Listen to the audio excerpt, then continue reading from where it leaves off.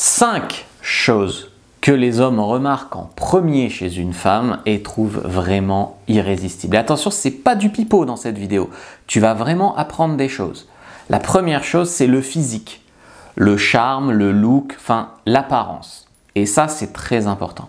Des fois, ce n'est pas les femmes les plus plastiquement belles qui ont le plus de charme. C'est pour ça que j'ai parlé du charme. Mais il faut savoir que les hommes sont très visuels, vraiment très visuels. Leur plus gros organe sexuel, c'est pas leur pénis, c'est leur cerveau. C'est pour ça qu'ils regardent des tas de films porno. Ils sont très très stimulés par ce qu'ils voient. Donc ça serait mentir de dire que le physique ne compte pas. Maintenant, la plupart des hommes sont pas si exigeants physiquement. Je sais que beaucoup de femmes se comparent aux filles d'Instagram, se comparent voilà, à des filles des fois refaites, retouchées, etc. Les hommes sont vraiment physiquement beaucoup moins exigeants que ce que vous pensez. Mais pour être attirés à vous, dans un tout premier temps, il faut qu'il y ait un minimum, on va dire. Donc tu vois, dès qu'un mec vient te parler, t'inquiète pas, c'est qu'il est attiré. Dès qu'un mec te drague, je veux dire, des fois, tu dis, est-ce que je suis assez jolie pour lui? Est-ce que s'il est venu te parler, oui, tu es assez jolie. Tu vois, il ne s'agit pas d'être une espèce de mannequin retouché de magazine. Ça fait que mettre des complexes. C'est faux. Et je peux te dire que beaucoup d'hommes, ils peuvent avoir connu des très jolies filles d'ailleurs, ils se mettent en couple, non pas avec la fille la plus jolie qu'ils ont connue, mais avec une fille qui rend leur vie meilleure. Et pour ça, ce qui compte vraiment, c'est pas vraiment l'attraction physique, même si elle attire à toi dans un premier temps, mais il suffit d'un minimum, c'est vraiment l'attraction non physique. Combien de fois je vois des gars en coaching qui me disent « j'ai rencontré une fille, en fait, voilà, elle est, des fois ils notent, tu vois, ils disent « elle est 6 sur 10 », mais vraiment on connecte à fond, le sexe est bien, on partage des trucs sur les opinions politiques et il reste avec elle. Tu vois, donc c'est vraiment pas le physique qui compte le plus. Mais effectivement, il faut un minimum. Voilà, un minimum. 2, est-ce qu'elle est alignée? Et ça, beaucoup de femmes aussi ne savent pas ce que c'est et beaucoup de femmes se trompent sur ce point-là parce que ce qu'elles essayent de faire, c'est correspondre. Correspondre à ce qu'elles pensent qu'un homme veut, correspondre à ce que lui dit qu'il aime chez les femmes. Elles essayent de correspondre pour lui plaire, d'accord? Elles sont dans une démarche de « je veux lui plaire, je veux le séduire, je veux lui donner ce qu'il veut ». Alors qu'en fait, l'homme, il le sait d'ailleurs des fois, il va dire est-ce qu'elle fait semblant d'être gentille au début, et d'ailleurs il ne va pas être vraiment attiré par des femmes qui disent « moi je ne mérite pas, d'habitude je me fais larguer par tous les mecs, toi tu ne vas pas me larguer, hein, tu vois, toutes ces choses-là ». En fait, dès que tu passes en mode victime, ou dès que tu n'es pas aligné, c'est-à-dire qu'il sent que tu joues un rôle, que tu essayes non pas de donner les vraies réponses, mais les bonnes réponses pour lui plaire, dès qu'il sent que tu marches sur des œufs, que tu n'es pas toi-même, que tu portes un masque en fait, eh bien il commence à se méfier. Parce qu'il sait que la fille qu'il a devant lui aux 3 premiers rendez-vous par exemple, ça ne sera pas la même fille que celle qu'il aura devant lui dans 6 mois.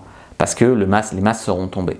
Et donc il se méfie. Par contre, s'il sent que tu es aligné, que tu dis ce que tu fais ce que tu dis, que tu as des opinions un peu polarisées, un peu bien tranchées, et que tu lui corresponds vraiment, alors là par contre, il va tout de suite le sentir en fait. C'est une question d'alignement énergétique, hein. Il va tout de suite sentir si c'est sincère ou pas. Et donc du coup, il va s'attacher à fond. 3, beaucoup d'hommes en fait prennent aussi des décisions sur leurs compagnes en fonction de savoir s'ils ont une chance avec vous. Donc ils se demandent, est-ce que je lui plais? Est-ce que j'ai une chance avec elle? Plus un homme sent qu'il a une chance, plus il va s'investir. Il y a des hommes qui ne considèrent pas les femmes avant que les femmes aient donné un micro-signe d'intérêt. Parce qu'ils sont tellement habitués à draguer pour rien, à se prendre des râteaux, à se faire rejeter, enfin voilà. Et donc en fait, le mec, très souvent, c'est toi en fait, en tant que femme, qui choisis le mec qui rentre dans ta vie. Par un petit regard, un petit sourire, par un ajout sur Facebook, par machin. Et c'est lui ensuite derrière qui enchaîne et qui a l'impression de te draguer. Mais avant tout, c'est toi qui l'as choisi. Parce que la plupart des hommes, très souvent, ils prennent des râteaux, ils en ont marre d'aller draguer. Et donc, en fait, ils s'investiront beaucoup plus à partir du moment où ils sentiront qu'ils ont une chance. Vous voyez, il veut aussi, dans cette relation, pouvoir être eux-mêmes. C'est-à-dire, si tu commences à jouer la fille qui n'est pas intéressée, jouer la fille qui a des exigences jusque-là, jouer la fille qui sort qu'avec des Brad Pitt, bref, jouer la fille qui se la raconte, qui pense qu'elle le challenge, hein, qui met une pression de dingue, des tas de critères, qui fait hyper la difficile, etc. Le mec se dit, ouais, pour être avec elle, il faudrait que je fasse 2 fois plus de sport, que je gagne 2 fois plus d'argent, que je sois 10 cm plus grand, il laisse tomber. Toi, tu as l'impression de l'avoir défié, tu crois que c'est comme ça que tu vas le séduire, etc. À un moment, il se dit, je pourrais jamais me reposer dans cette relation, être moi-même, il laisse tomber. Il va vouloir peut-être te prouver des choses, il va peut-être faire semblant, mais il va te quitter après. Donc c'est vraiment le danger de mettre trop la pression au mec. C'est que il ne veut pas avoir à jouer un rôle, à porter un masque toute sa vie, à vouloir t'impressionner, mentir. Les hommes sont très mal à l'aise à l'idée de mentir. Je sais qu'il y en a plein qui mentent, mais n'empêche que très souvent, ils mentent par omission. Et si tu leur poses vraiment les questions, ils te diront la vérité. Et pareil, quand ils doivent mentir pour t'impressionner, pour coucher avec toi, très souvent, ils ont une éthique. Très souvent, ils sont très mal à l'aise à l'idée de faire ça. Donc très souvent, ils ne le font pas. Tu vois. Donc, ils préfèrent se retirer de la course. Donc c'est vraiment une erreur de toujours dire que tu as des tas de critères, que tu es hyper exigeante, que... Voilà, je sais que c'est quelque chose qu'on vous dit souvent sur Internet qu'il faut faire, mais si le mec te plaît vraiment comme ça, surtout s'il ne correspond pas, ne lui mets pas une pression dingue. Au contraire, il faut que tu aies à des moments des mots où tu le rassures, qui peut être à la hauteur. 4. Est-ce que cette fille est fun ? Est-ce qu'on peut rigoler ensemble? Est-ce qu'on peut s'amuser et même parler de sexe?